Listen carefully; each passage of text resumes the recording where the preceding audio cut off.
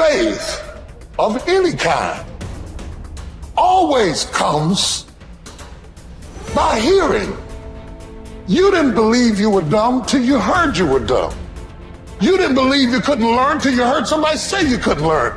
Your unbelief is a result of something you heard about yourself.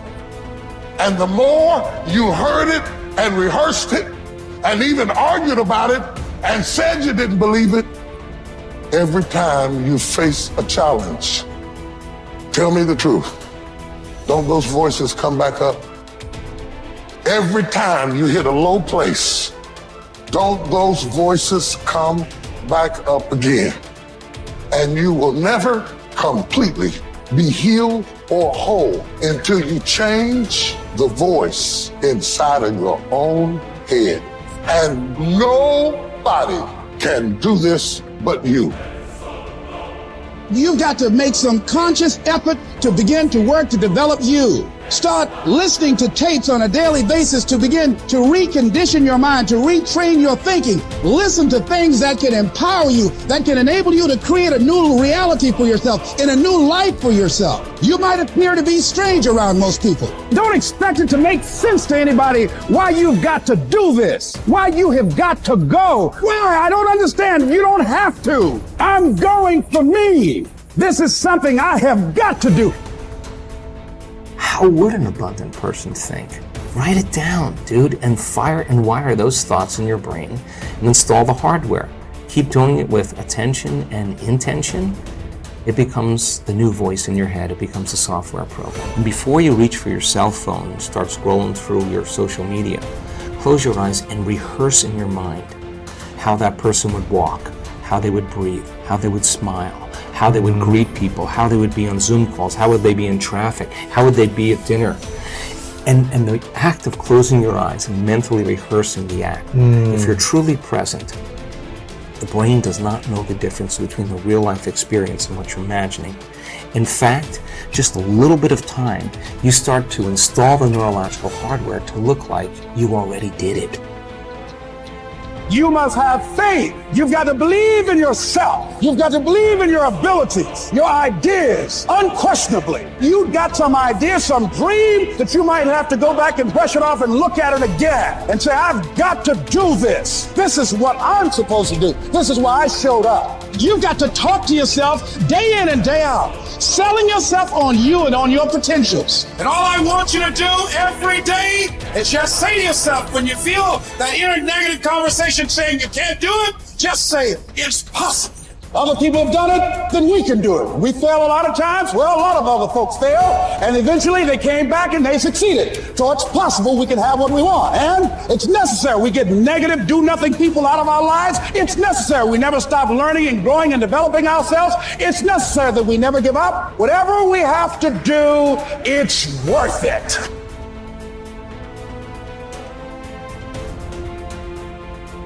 You have power over your mind, not outside events.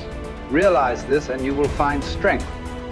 When you arise in the morning, think of what a privilege it is to be alive, to think, to enjoy, to love. The soul of a man harms itself, first and foremost, when it becomes, as far as it can, a separate growth, a sort of tumor on the universe. Because to resent anything that happens is to separate oneself in revolt from nature, which holds in collective embrace the particular natures of all other things. Yes, keep on degrading yourself, soul. But soon your chance at dignity will be gone. Everyone gets one life. Yours is almost used up, and instead of treating yourself with respect, you have entrusted your own happiness to the souls of others. Everything of the body is a river. Everything of the soul is dream and vapor. Life is war and the abode of a stranger. The only fame after death is oblivion. Forget everything else. Keep hold of this alone and remember it. Each of us lives only now, this brief instant. The rest has been lived already or is impossible to see. The span we live is small.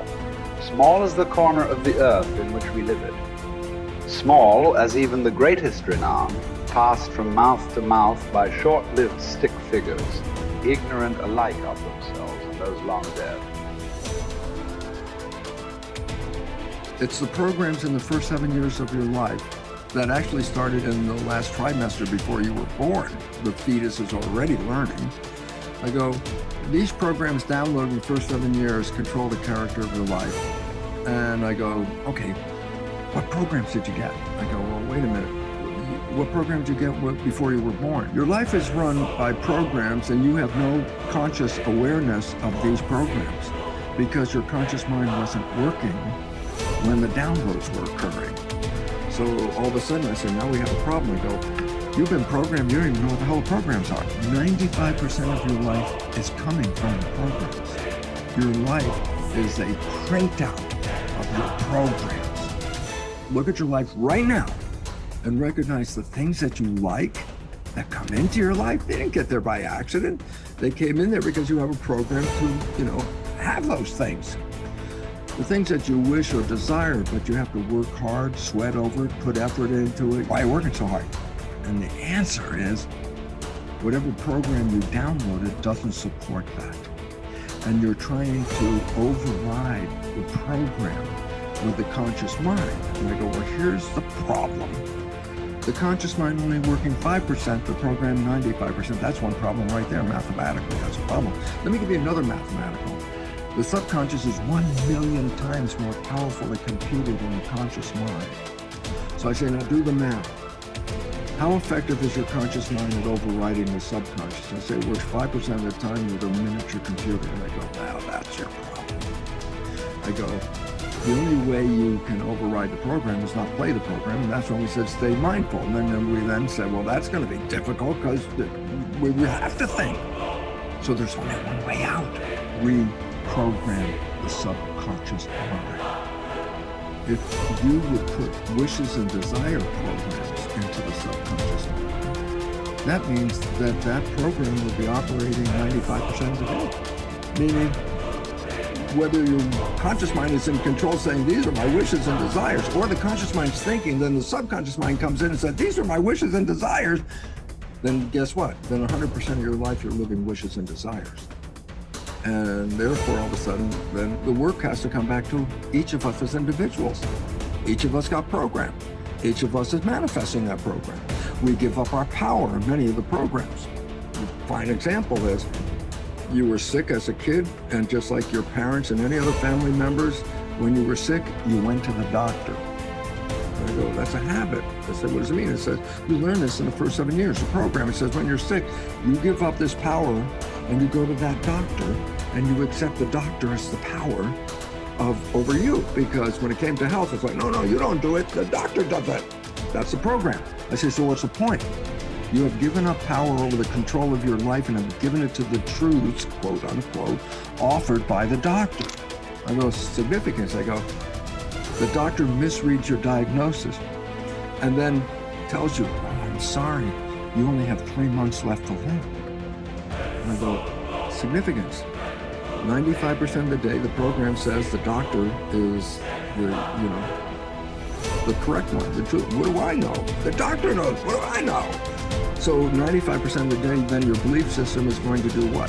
Take the words of the doctor and manifest them as truth. I go, what's that mean? Well, you're going to die in about 3 months. I go, from what? I go, hey, that was a misdiagnosis. You're still going to die because your belief system will manifest an illness that will terminate. Cancer, for example, is not due to any genes. There's no gene that causes cancer. The genes are correlated with cancer. Well, what causes cancer? I say disharmony and repressed anger is one of the big ones. I go, so then I say the genes didn't cause it? I say no. So I say, then what caused it? I say my consciousness. I say what? Repressed anger, I go, so what? I say, well, change consciousness, and guess what? You can go into remission. The cancer will go away as soon as you change the consciousness.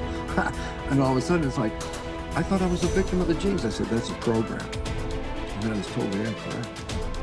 Because as quantum physics says, consciousness is creating our life experiences. And as the new biology, which I'm familiar with, called epigenetics, is how consciousness controls the genetics.